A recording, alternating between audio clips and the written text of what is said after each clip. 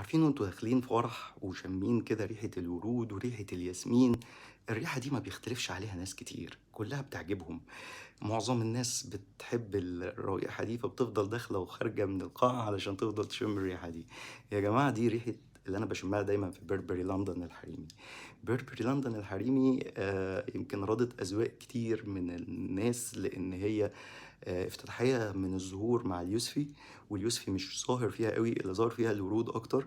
والياسمين يجي في قلب العطر واضح جدا جدا جدا في الإزازة دي. ويجي في قاعدة العطر الباتشولي مع الأرز، بيديه خشب الأرز، بيديها تقل وبيديها شياكة أكتر. فشركة بيربري معروفة كديزاينر، من الشركات اللي بتصنع الكوتس وبتصنع المعاطف اللي هي أول من أنتجت قماش ضد المية. ف... وهو الستور بتاعهم في لندن.